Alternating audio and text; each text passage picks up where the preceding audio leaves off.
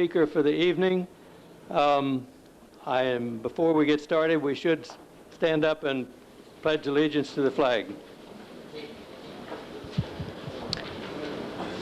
I pledge allegiance to the flag of the United States of America and to the republic for which it stands, one nation, under God, indivisible, with liberty and justice for all. Amen. Okay, and now without further ado, Carl Bove, our speaker for tonight.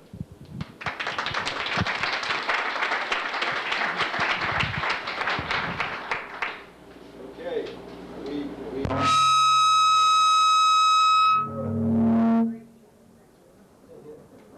Are you on?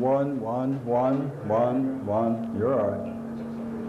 I think you're on now. Okay.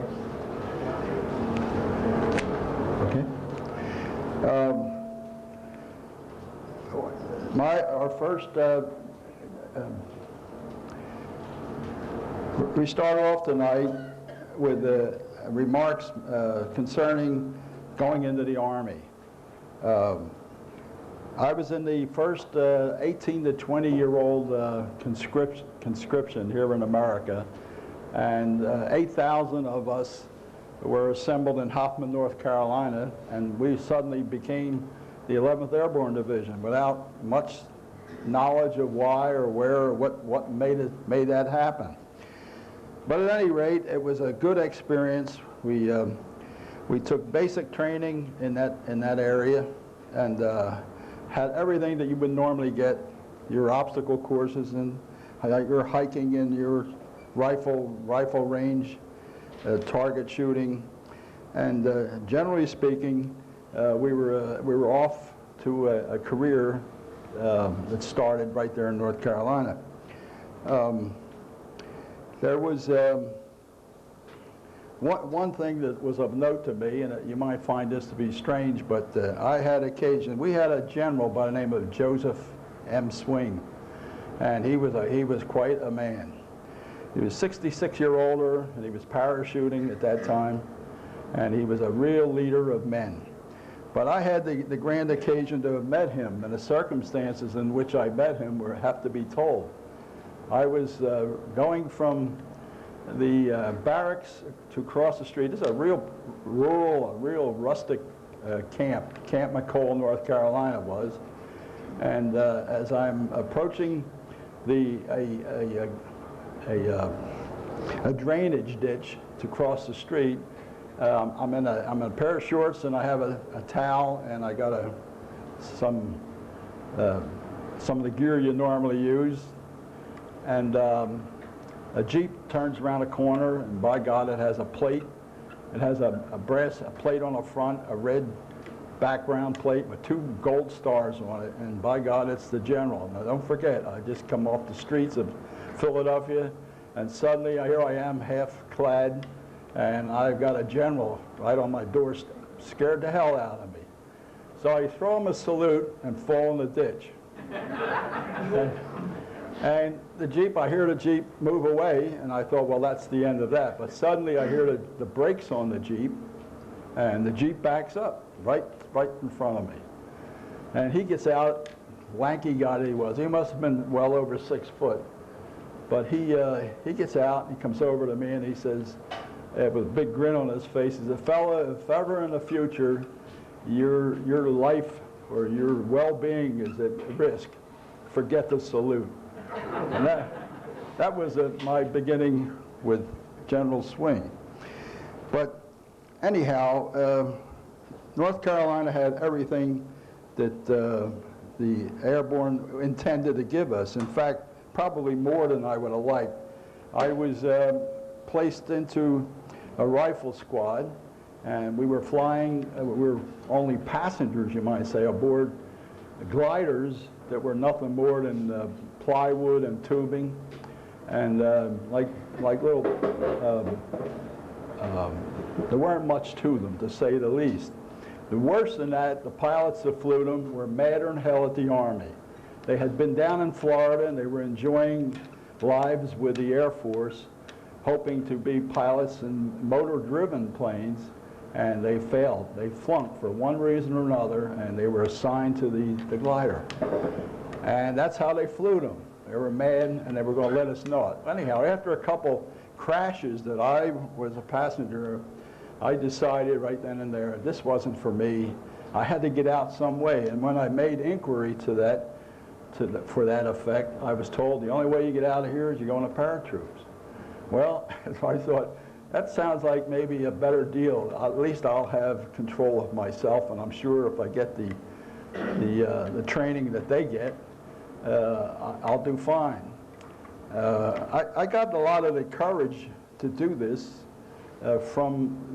we had a regiment already assigned to the division, and they were paratroops. They already had been through parachute training, and I shared a lot of conversations with them, and that gave me the guts to even attempt it. But anyhow, there it was. I made them know that I wanted out, and they were going to take care of me. And the camp moved. We moved from North Carolina by train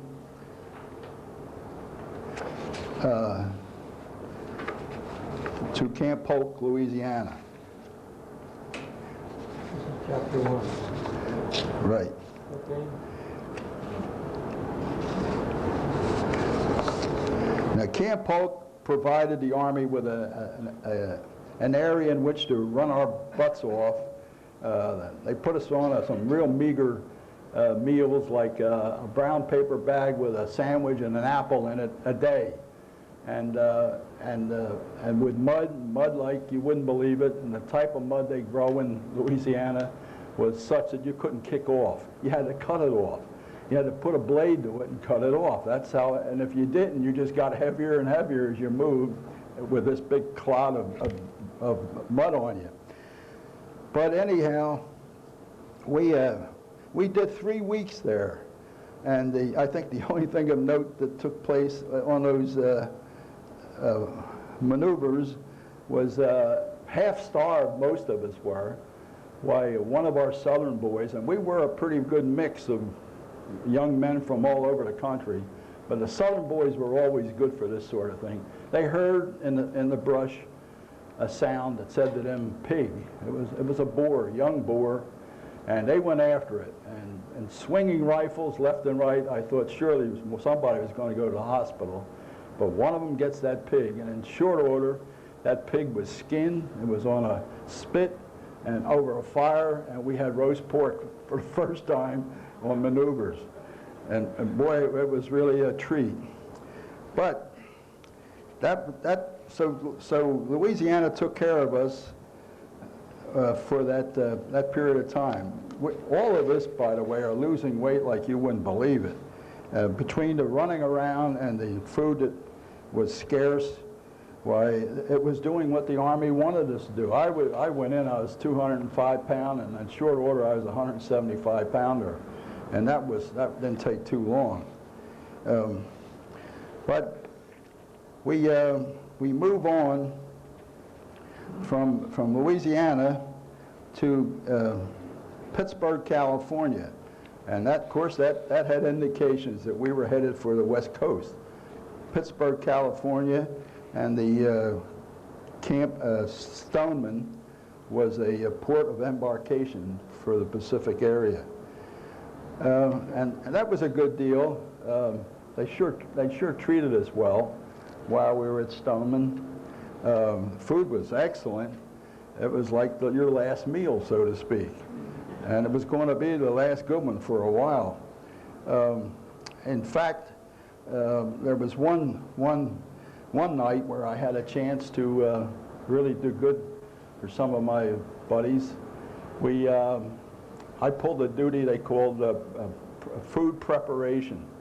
And it was just a matter of going in, helping the butchers and the bakers to do whatever it is they wanted you to do. And at the conclusion of which was like 2 or 3 o'clock in the morning, why, they said, listen, fellas, if you want to eat something, do it, but make sure you clean up afterward. Well, guys were real industrious. We were lining slices of bread and steaks, and they had pans of steaks. These were the steaks that a lot of people at home weren't able to buy, by the way. Just humped up like that. And I was making steak sandwiches, lathered with blood, I mean, with butter. Blood comes later. But, and I carried a couple of them sandwiches after I had devoured one over to the barracks and to a good friend of mine. And he, when I awakened him, he was rather miffed over the fact I awakened him. But when he saw what I had for him and the way he devoured it, he was happy, one happy lark. But we moved in short order. We moved to the terminals. We know we're heading for the piers that are going to take us overseas on a boat. And as we're moving through this big terminal, why, we see this figure, this familiar figure, and he is saying certain things to us, like the first 100 feet or so in this real long terminal. He's saying the quartermaster department, they clothe you, and you go another 100 feet or so, and he says the medical department kept you healthy, and the third fellow says the ordnance department put that gun in your hands, and the fourth one said now it's up to you. And it was exactly that. But at any rate, we boarded the Cape Clear. It was a merchant marine ship, and we went for 27 days unescorted into the Pacific. I would occasionally walk to the fantail, which is toward the stern of the ship, look at the compass, and whereas we should be going southwest, why, that compass would say north, northeast. It was all over the place, of course, avoiding submarine detection, or at least somebody taking a beat on us. But we had the usual equator crossing ceremony with a lot of fellows losing what hair they had and being sprayed with all sorts of mustard and ketchup, and there was a mess. Then they hose them down afterward, and then everybody gets wet. A lot of fun. On board ship, by the way, never a picnic, crowded like you wouldn't believe it. 2 meals a day, and your meals might be at 9, 10 o'clock in the morning, and the second one might be 3 in the afternoon, and that leaves a long night. And we're all used to that snacking and everything, you know. It was tough to take. But nevertheless, it's the way the Army wanted it, and that's the way it was to be. We did manage to make ourselves more comfortable. I had a good friend who's no longer with us anymore, who at one point just told me, I'm going to serve an officer's mess. And I thought that was a weird thing for him to do. But he did, nevertheless, and it was real beneficial, because he brought me up into what they called officers' country at that time, which is above the main deck. And he showed me a particular place he wanted me to stand, and for the next, 20-something days, he handed me through a port light a breakfast of a couple eggs and home-fried potatoes and a couple sausages and the silverware. And after I devoured it quickly, which I could do easily, why, I motioned to him the first day only, here's the plate, what do you want me to do with it? And he goes like this, and, and overboard it went. The silver and the china, everything. But so we had to make things better for ourselves, and some of us found a way. And another thing we managed was aboard ship, ship of that nature. If you showered, it was salt water shower, and they were terrible with the salt water soap they used. So Mahoney, that was my friend's name, Harold Mahoney. He found a way found a way to the officers' showers, and of course they had fresh water. And he and I would, with all the boldness that you could believe, because if we had to hit one of our officers, we'd be in real trouble. But we'd go in there just like the rest of them and shower and come out, and we did that too, and that helped the cause.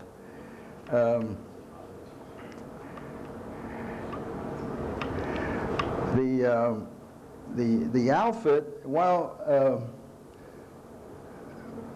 we get to New Guinea, and the outfit is there for a while, and I'm begun to take parachute training.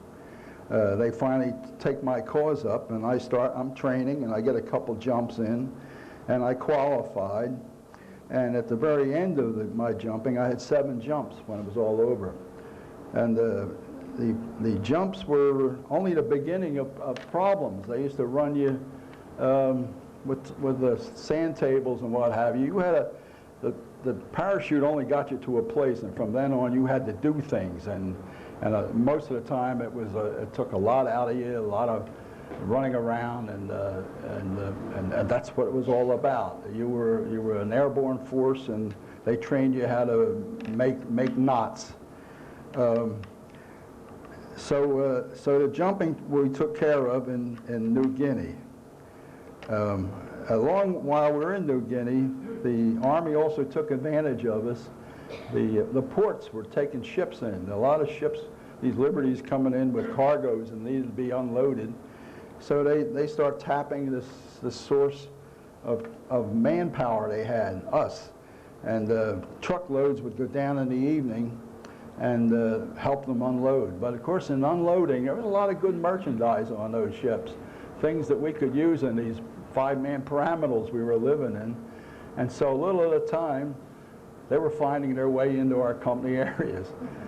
So, and after a couple of weeks of this, one day, it must have caught up with our general, because he called for a day where we were going to go for a long hike, the entire division, out on a road somewhere. And while we're gone, they take 2.5-ton trucks into the company areas, and they took every living thing that was not GI, government issue, and put it in a pile. And when we got back to the area after the little hike, there was a pile that must have been 3 foot high, about 10 foot in diameter, of all the goods that was going to be returned. And that wasn't just in our company, it was through the whole division like that. And that accounts for the angels, the angels on the divisional flag. We were nicknamed the Angels. That was one of the reasons why, because the general had staunchly defended us when he was accused of doing that, which later on they found him to be wrong. But we also had a nice Higgins boat landing while we were in New Guinea. It was supposed to be a good thing for us because, hey, everybody wasn't going to be a parachutist. While we were there, we were going to be trained to get out of these Higgins boats. And they run us up the coast of New Guinea, and we go inland, hopefully to some point where we can move. Well, we got in maybe 100 yards or so when we were knee-deep in mud, all of us.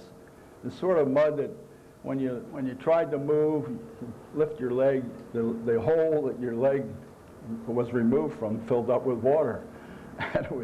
And it wasn't just me, it was everybody. So they gave it up. They gave it up as a bad deal. Whistles were blowing, and it was a fiasco, as they say. It didn't work. And anyhow, it apparently served their purposes, because at least we knew how to leave Higgins boats. And that was so much for the jungle training and the trip to New Guinea. We were marched to a pier on a particular day, and we board another boat. And it's called the Phelan. The Phelan was a converted destroyer, and it's headed for Leyte. That's in the Philippine Islands. And after a ride of a day and a half or so with Navy escort, why we're right off the coast of Leyte, and we leave the Phelan off debarkation nets into the Higgins boats, and we go ashore. And while we're ashore, there is some Japs are come to life, and there's some artillery hitting the beach. It wasn't much, but it wasn't like the the story you saw in Ryan, Saving Private Ryan, nothing, I didn't see anything in the Pacific that was even close to what you saw if you saw that picture. Ours was pretty much greatly diminished from that. It was more like cowboys and Indians running through the forest and the woods and avoiding ambushes. And there was killing, but not like the Ryan thing.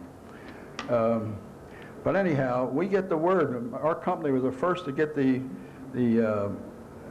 requirement to go off to the left flank and silence that piece of Jap artillery. And as close as we could get to it, there was a fruit orchard. And I had a Browning automatic rifle, which is a real good weapon. And I climbed into a tree, and there were others, not just me. And our thing was to, every time after we located where that gun was, it was beneath camouflage netting. Why, when we'd see action there, we'd fire into the very spot that we saw the action. And that buttoned them up a little bit. And then the Navy, there was a Navy destroyer off the coast, and it zeroed in on it and knocked it out. So the first day on Leyte was a good day for us. We had actually knocked one position out, and that was the beginning of a lot of other things we were to do on that island. Christmas Day came upon us, and it was a real wet, wintry day. Leyte was mountainous and wet, and but Christmas Day was on us, and I had the misfortune of seeing one of our, we were being supplied by little L4s, these little, like your Piper Cub, little small planes, and they'd get a man in there and a warrant officer and give him a couple of cartons. We were being supplied by food that way, those of us that were up in that area. Well, one of those cartons mistakenly landed on one of our troopers and killed him outright on Christmas Day, which was a nice way to enter Christmas. And immediately after that, we had firefights, and that's the first day I was under enemy small arms fire. Nothing that got to me, but my day was yet to come. We ran 6-day patrols over mountain trails that were pretty much wet in there, and we were given 6 points on the outer edges of the island, and we had to get to those points.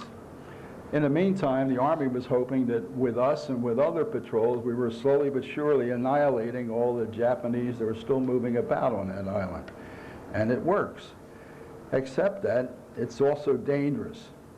The Japs knew the areas that we would normally move through, and they provided good ambushes more than once. I saw some of their work. When on one water crossing, I must have counted 8 or 10 bodies of soldiers, one after another, all in the act of crossing the stream, and they've all had the coup de grace. They've had a bullet in the head. And they've been stripped of anything that might be of value to the Japs: leather goods, belts, and ammo and food.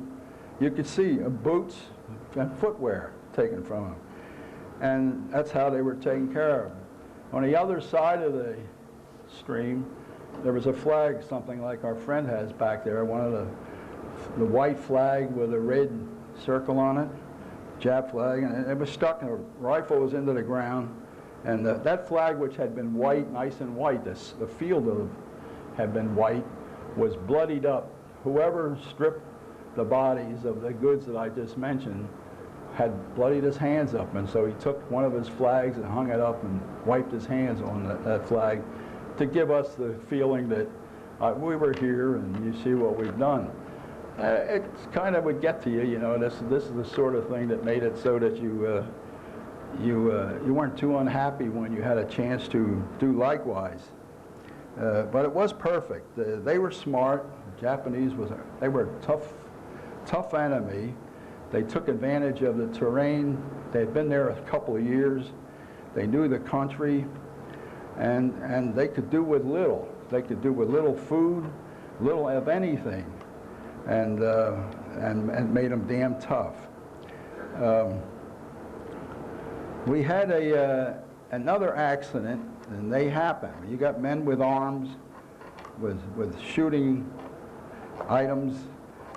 These things happen. We had a fellow that earlier in my Army career, I went to the 30th Street Station to return to camp with my mother and father, and while we were there, something happened that I missed, because later on in Hoffman, North Carolina, when my train got there, an individual comes upon me and he says, are you Carl Bove? And I said, yeah, and I looked at him. He had broken glasses, and he had elbows torn up out of his uniform and his knees. He was pretty much a wreck.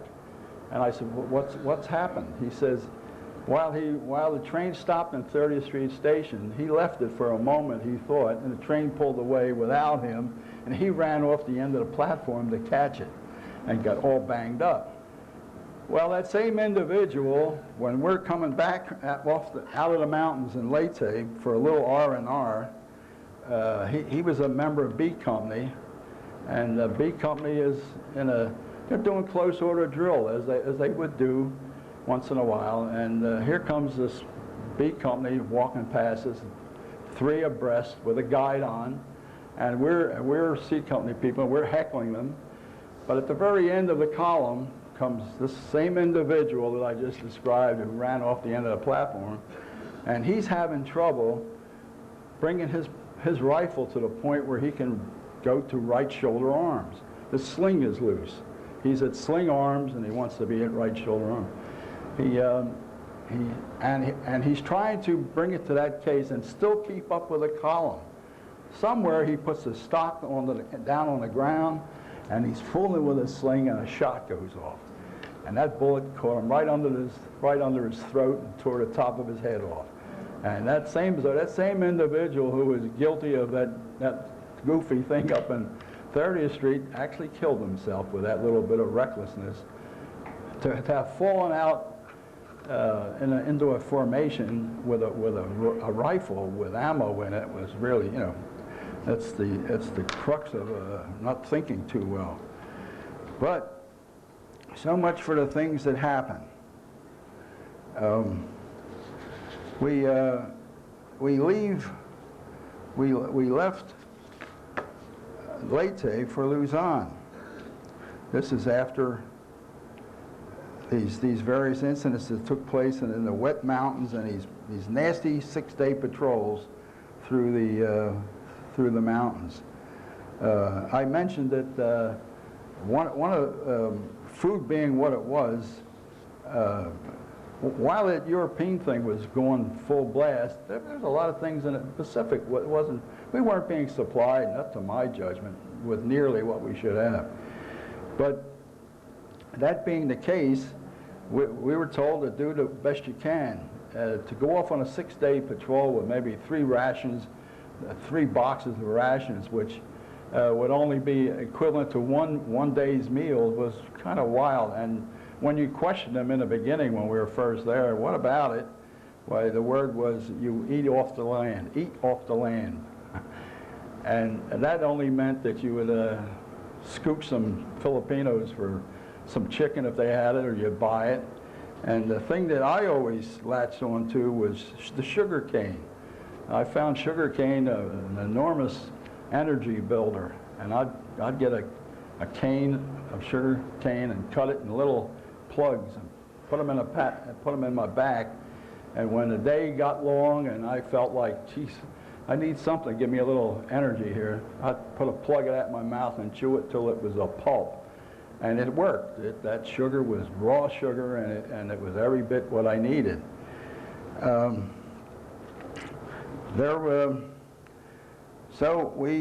that kind of concludes that which I had for Leyte, and now we're at Luzon. We go off on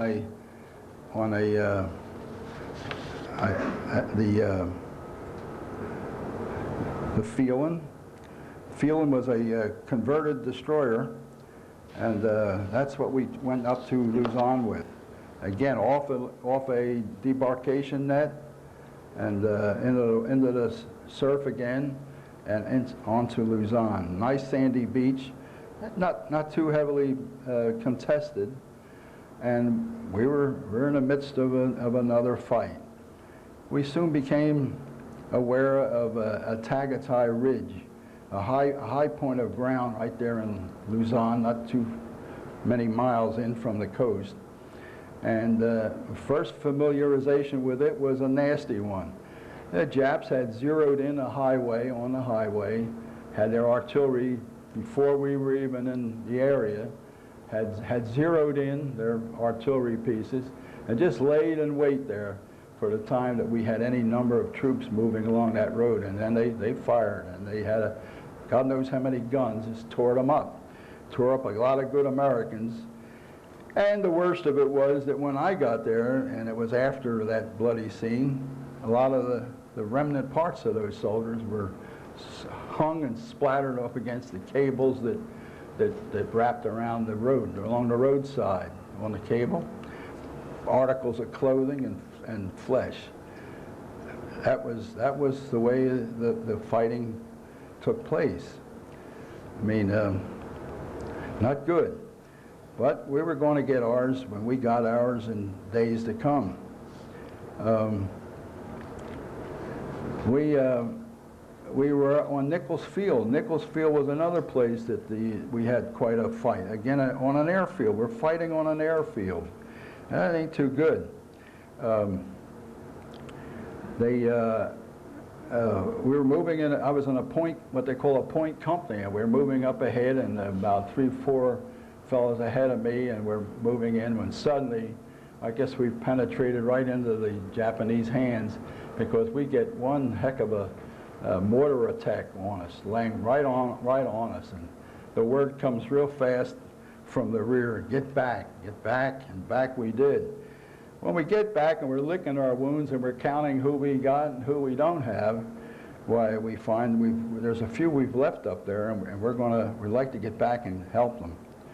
And I do. I go up with 3 fellas, 4 of us, to get one that I understood wasn't too far ahead. It wasn't too. There was a risk in getting to him, but not that much. So we thought he was worth it, and we went for him with a litter.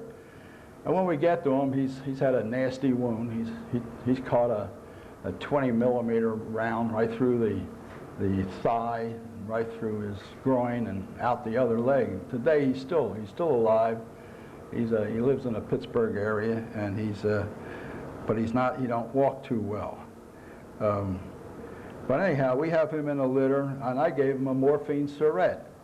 Today they wouldn't trust Army troops today with morphine, and yet when we were in the Pacific during World War II, we each had a little package there with a syringe in it and a Carlisle bandage, so that we could take care of one another, and we did. But I took care of George, his name was. I gave him a syringe, and I'm sure he appreciated it because he had a lot of pain. We put him in a litter, and we're carrying him back pretty much from the same route that we had been rousted out of. And we get more mortar fire. And this time, we had a fellow off to the right side that must have had a direct hit from a mortar round, because we're knocked down. I go down, the fellow in the litter, of course, goes down with me, and the fellow at the front. And the fellow that was to the right, he had it. He was another goner. And a lot of the remnants of that explosion landed on us. We were pretty much messed up with him, that which was blown from him. Again, a nasty story, right? Do you agree? But we got George Toth back, and 4 of us had gone up, and 2 got back with him, just the 2 with a litter. The last part of that route was we're crossing a stream that's running pretty hard, and we almost lose George in the creek because we're we're fatigued, and the creek is giving us a lot of resistance, when suddenly, about the time I thought I had it, I see the men that had been watching us had come forward, and they would push me out of the way and take my end of the litter, and somebody gets the other fellow's end of the litter, and we moved George back. And that was the last I saw George Toth for many years. I did see him later after the war, and like I say, he walks with braces, and he still recalls that nasty day. We wasn't very long after that when we evened some accounts. We were moving along a ridge, a high ridge, and the scout up front gets back to us and tells us that there are Japanese resting around the base of a tree. They got rifles leaning against the tree. Perfect. It was real nice. And we figured, well, that's a good one. He comes back, and we get a couple of automatic weapons up front and a couple of hand grenades. We throw the hand grenades so that they come down through the top of the trees that they're resting around. And geez, you talk about jabbering. They jabbered and jabbered, and we're watching now. We don't know where they're coming. They're going to come, but we don't know whether they're coming up or going to run laterally. But they do come up on the very same path that we're on. And when they come up, I'm watching them. I figured they're going to come forward or they're going to go the other way. They go the other way. And oh, beautiful. We just, like 10 pins, just like that. As they arrived, we dropped them. That took care of the guys we saw in the creek that day. Then that made us even up. But that was the sort of thing, the sort of fighting that we had. Not like Ryan, with Germans set there in pillboxes, taking them apart. Ours was a nice clean war. And you just took one, you lost one, you took another, and they took two, and you took three, you know. At any rate, gets down to a place called Ternate. And Ternate was on the western coast of Luzon. And it was a fairly big town, and there was a body of water cutting in, and the water made it a nice spot for them to have a little warehousing, bringing supplies in, and then running supplies from the warehouse. And it became a target for us, and we went up and we went after it a couple times, and one afternoon. The third time we went up, we had the benefit of artillery, and the artillery tore it up a little bit, but not enough to get rid of them, as I was to find out, because when we got the third time up after the artillery, we were all up in line, we were ready to go, and I had a white phosphorus grenade, and when I, along with a couple others, would throw that white phosphorus grenade, which would give us pillowing of smoke, white smoke, thick white smoke to run through, which would give us a half a break for incoming small arms fire. Well, I was about ready to throw my grenade when, bang, down I went. I took a bullet that hit me in the chest, in the left chest, dropped me so hard on my back like I'd been hit in the jaw, and I'm suddenly looking up at leaves and trees, you know. And it was an experience, as you might well believe. I felt immediately a vibration, and it must have been a belated thing as the bullet passed through me. But also a nice warm ooze of you-know-what. I had blood running out the back of me and the front. I didn't quite know at that point. I recognized from I suddenly had a picture, and the picture showed me that I was in North Carolina, and there was a medical officer describing the sort of hit you might take, see, and what you should do about it. And I remember when he talked about hemothorax, which is a punctured lung, a bullet through the lung. He said, you lay still and you wait till you get help. I thought, no way is this kid going to wait for this, someone to come pick him up. So I crawled to the guy nearest me, put my gun across his back, and I went up and got over a little knoll, which gave me some protection from further hits, because all hell broke loose at that point. They had that one shot was like the signal to go at it, and there was a firefight full-fledged then. I got over the edge and was on steady legs for just a little bit, and that horizon began to rock, and I knew I must have been staggering real bad, and got real frightened when all of a sudden I hear somebody running through the brush, and there were a pair of corpsmen, medics, and the medics took hold of me and dragged me a little distance more and set me down, and had blood plasma going into me real quick, and had fashioned some sort of plugs both front and rear of the chest wound I had gotten. And in a little while after that, as I'm waiting for the plasma to be drained into me, there's a litter team of Filipinos. Filipinos come up, and they put me on the litter, and they drag me down to a waterfront where there's two men on a rubber boat, and they take me and set me right between them, and I could see through my feet. There, on the other side of the stream was an ambulance waiting, and with its back wheels right down in the water, and the doors open, and they put me in it, and off I went, and they put me in like a little field hospital, nothing more than a large garage. And what was scary about it was during the night I heard a few young men being given last rites. But in the morning, or towards the afternoon the following day, why, they picked me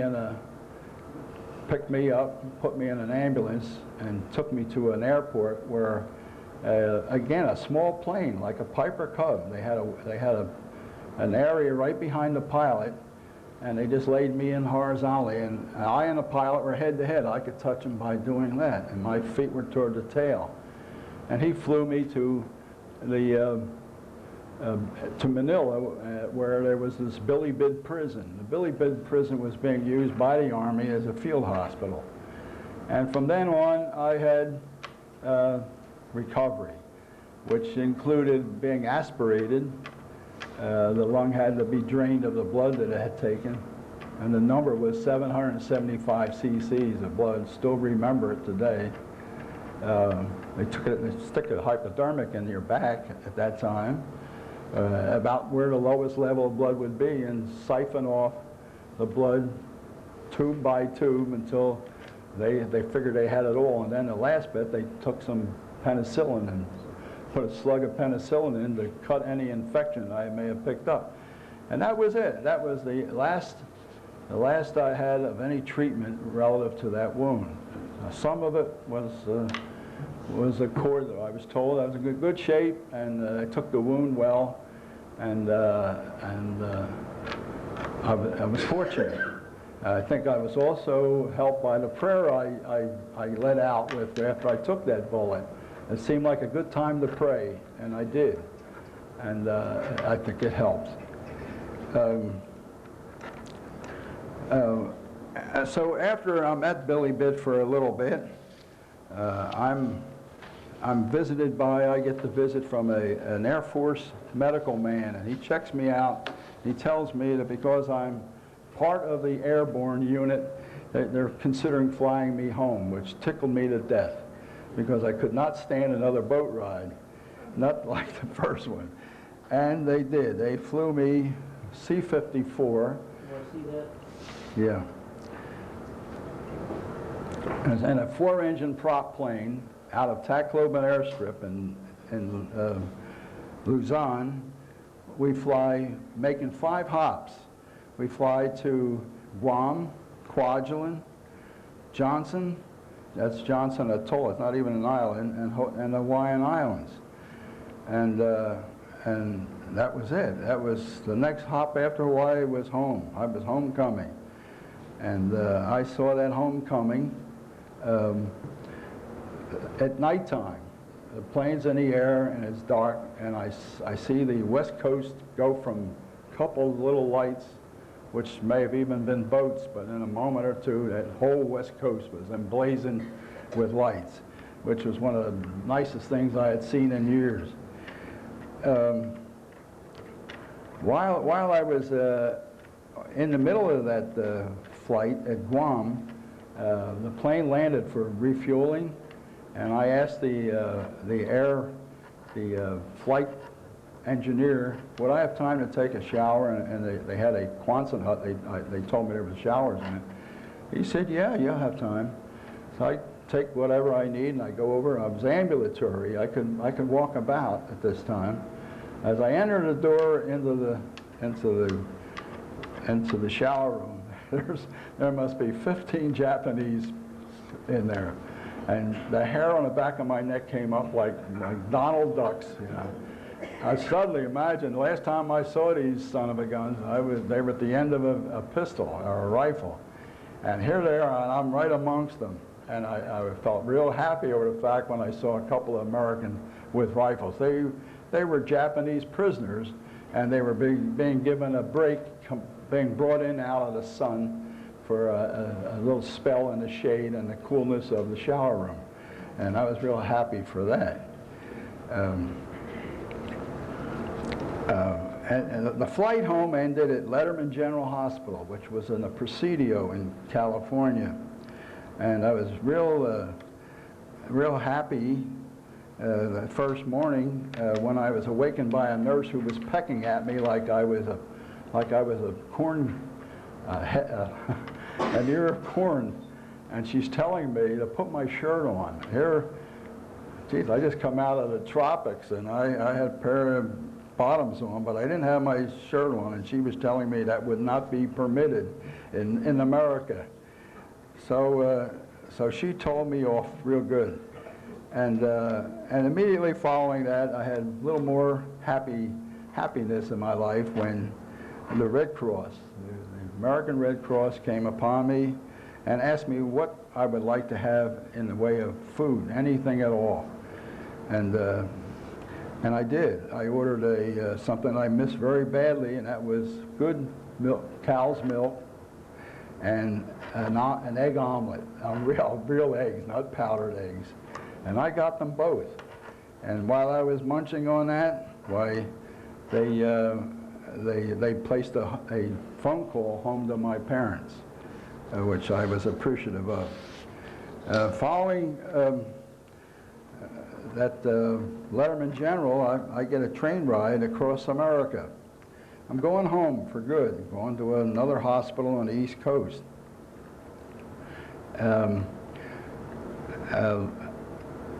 The train was a hospital train. You've seen them, I assume you may have. They were Red Cross on them, OD color. And I'm in a Pullman window. They had me stretched right across the Pullman window, even though I was ambulatory. And every stop, and that train must have made 15 stops as it went across the country from west to east. Every little stop, we were greeted by young women, older women, a lot of older women, with gifts, and just maybe giving us their newspaper of that area, or a shaving kit, or blades, or candy. And it was a real nice howdy-do back to America, which we appreciated. While we were on that trip, and this happened many times, we come to a siding, and by God, here's a troop train. There's another train, we pull up right beside it. There's a track, maybe a track between us. And that train's going west, and we're coming east, and it's full of recruits, full of replacements.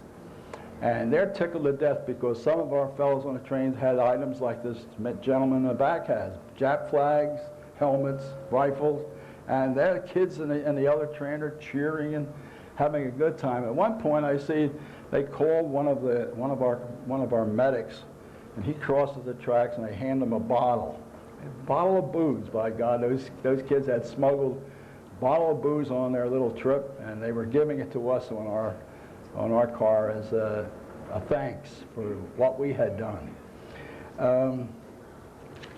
The train finally took me to a I was at Stanton, Virginia. They say Stanton is actually spelled like it's Staunton.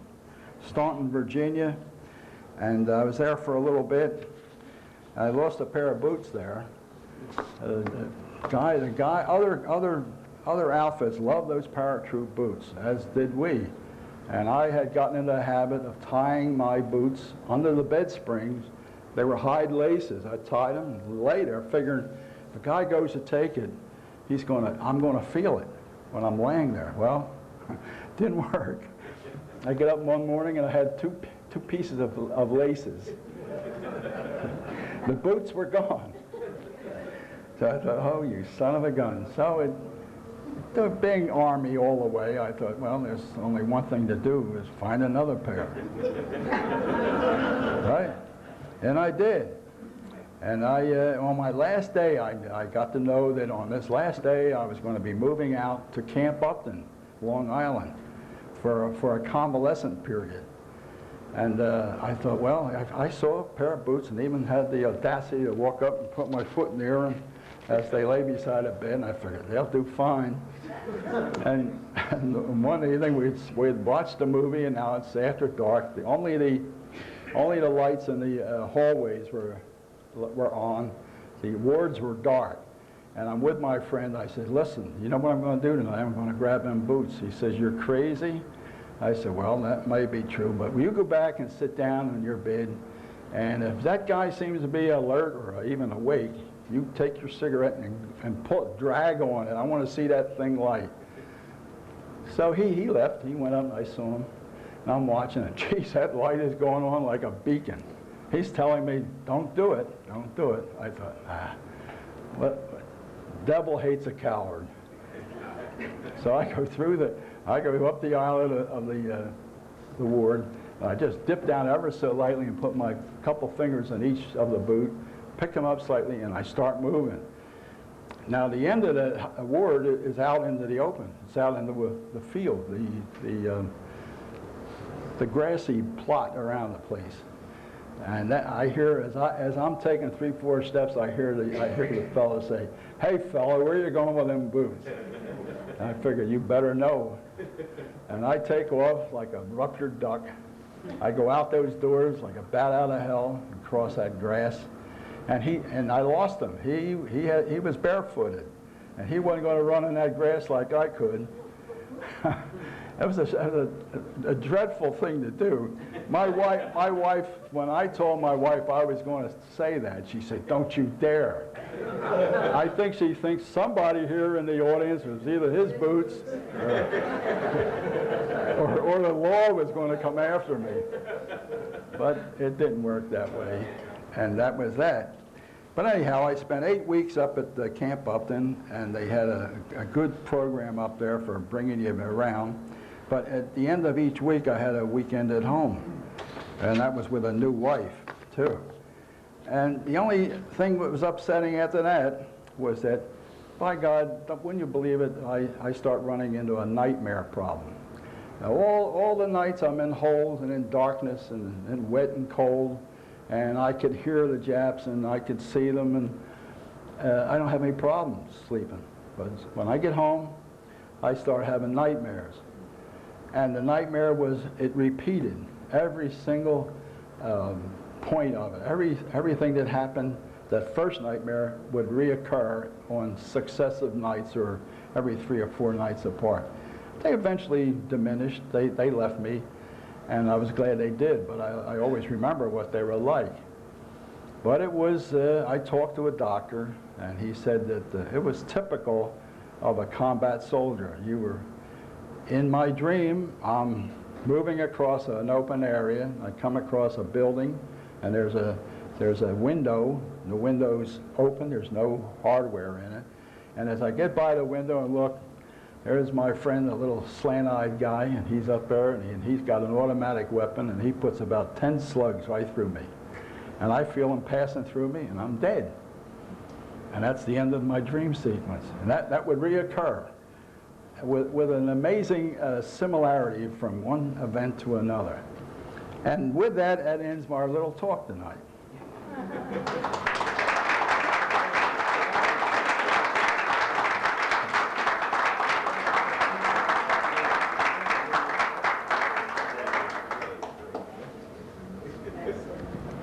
And if the microphone is working, I can tell you how you can take your little story home with you. While he was in the hospital more recently, do I have a ringing going here? While he was in the hospital more recently with, what, heart problems or something?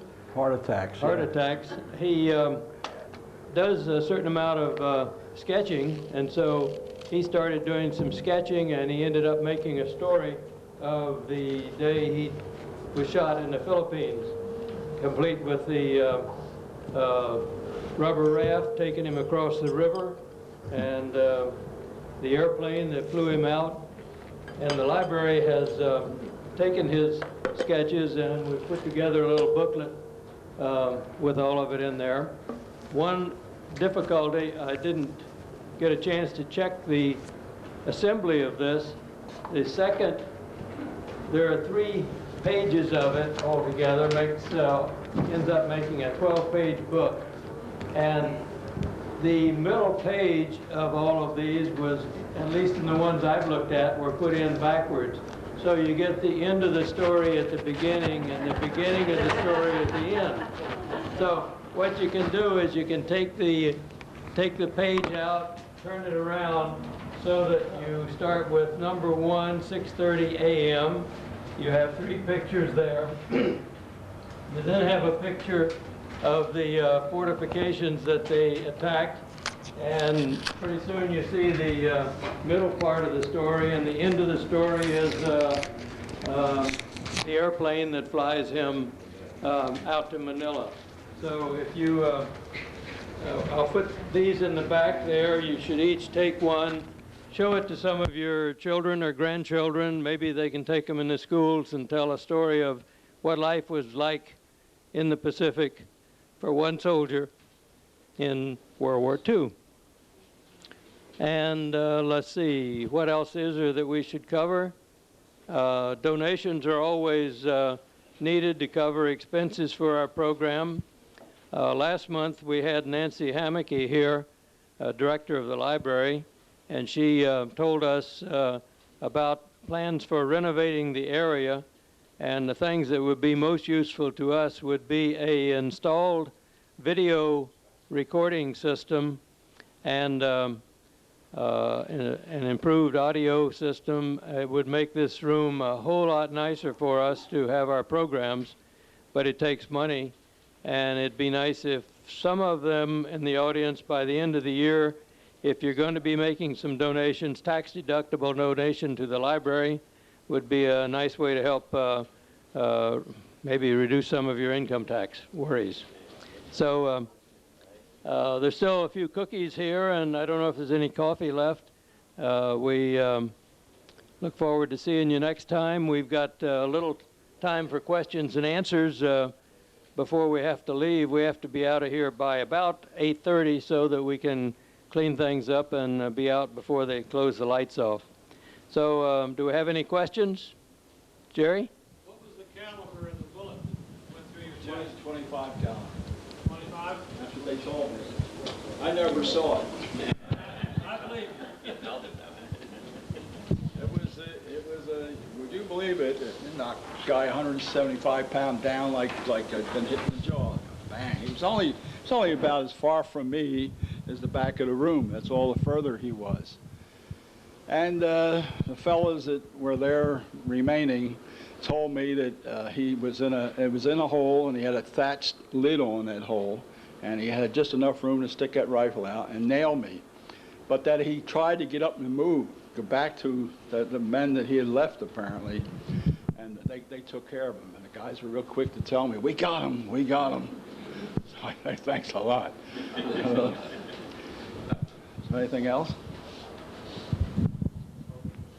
Carl, did anybody else come out of that firefight that was also wounded?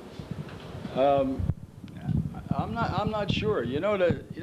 What happens when these things take place is you're shuttled off like I was. I was in real short order. I was miles away, and I wind up in a hospital at this Billy Bid prison right in Manila. Whatever happened to the rest of them, I'll never know. And that's a lousy thing, too, because you would like to know how everybody else made out. But it didn't always work that way. It's the nature of the beast. Did you ever talk to anybody else in the unit then after the war? Oh, yeah. I have made over the past years, every other year my outfit has a reunion. And it's scheduled for, they have the country divided in 3 vertical zones, east, central, and west. And there's one person takes it upon himself to do what they call ramrodding. He tells the division hierarchy, hey, I've got a town, I have a place here in Philadelphia, we'll say. They would love to have a convention of you guys. And he takes it upon himself he picks that responsibility up himself. And so what happens is it works that way. Somebody actually gets bona fide quotes from hotels and all the prices and everything. The first thing you know, you've got a reunion in the East Zone. And it moves from east to central to west. And as a result of that, I've seen a lot of my buddies in these things. Unfortunately, they're all getting old. Well, some of them don't get there anymore. We have a newspaper that comes out every quarter, 4 times a year, and we have a couple pages devoted to in memoriam. You know what that is? A lot of them are dying off, and every time I get mine, I look. It hasn't got my name yet, but I see some that I do know. And when I make these reunions, and they've been this, like San Diego for one, up in Minneapolis, let's see, El Paso, Texas. I just come back from one from El Paso a couple of weeks ago. Florida.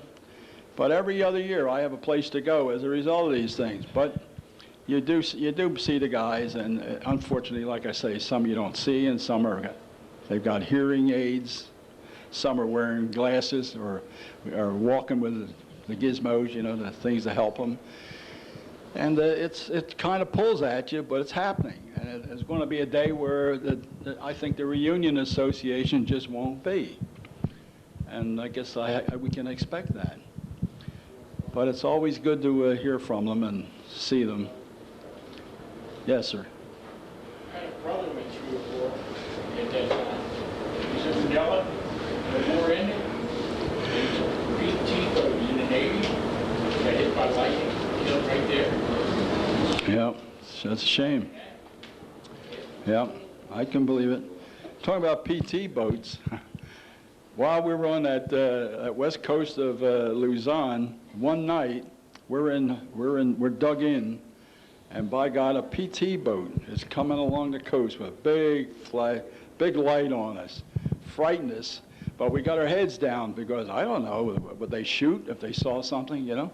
But it was PT boats were running along. See, the Japs were doing anything to get off the island to save their backs.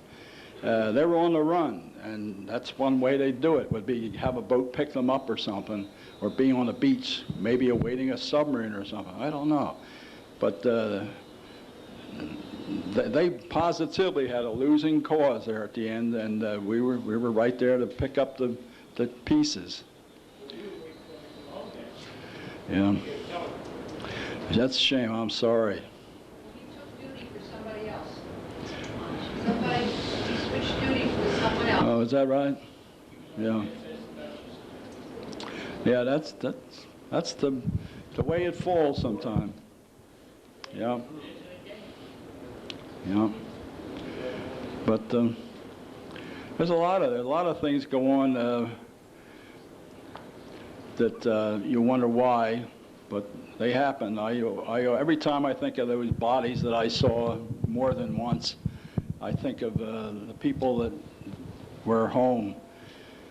During a VJ day, I think it was, I was walking in uniform in the city, and a young woman pulls up in an automobile beside me, and, "Hey, soldier." And I go over to her, and she says, you were 11th Airborne. I see your shoulder patch. I said, yes, I was. She said, would you come home with me? I have my mother, and I lost my brother. And she would think a lot of it if you'd come home and talk to her, and which I did. I got in a car with her and took her home, and the old woman was there, and she cried like as if I was her son, you know. He had gotten it, though. I knew him. I knew him from school. He wasn't in my outfit, but I had heard he'd gotten it, and that was the way it worked. Yeah, you look at it. He died and got the telegram. Everybody's crying and all upset. Then my mother, a couple of years later, he was sent a telegram that she wanted him back. He brought him back. All the crying started. Yeah. No, it was just another. Yeah, a rehash, huh? That's a shame. Talk about the reception you received in the city when you got here. Oh, yeah. Geez. Again, my daughter, this is my daughter, by the way, here. She reminds me of a story that I told her, that when I come home, the neighborhood I lived in, I come home in the wee hours of the morning, a taxi cab from 30th Street, and as the cab drives up through the street, I can't help but notice there's banners across the street. They expected me, you see. Welcome home, welcome home. In the next 48 hours or so, the place was like a block party. Neighbors had food out on their fronts of their homes. They had a Nickelodeon out, and there was dancing in the street. These neighbors of mine at that particular time, my parents' neighbors, were just wonderful to me. And today, you know, I don't know that would ever happen again, but maybe it would. South Philadelphia it was, by the way. And it was great. While I was away, by the way, there weren't too many weeks that would pass when I wouldn't have a package from one of those neighbors with something, candy, Fanny Farmer candy.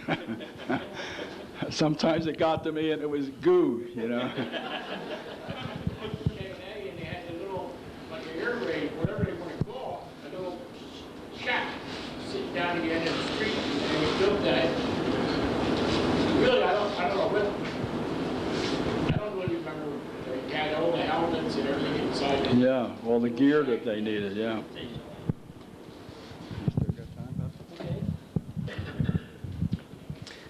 Well, thank you all for coming. Gee, my voice comes through louder than his does. I guess I have to soften up a little. Be sure you pick up a copy back there.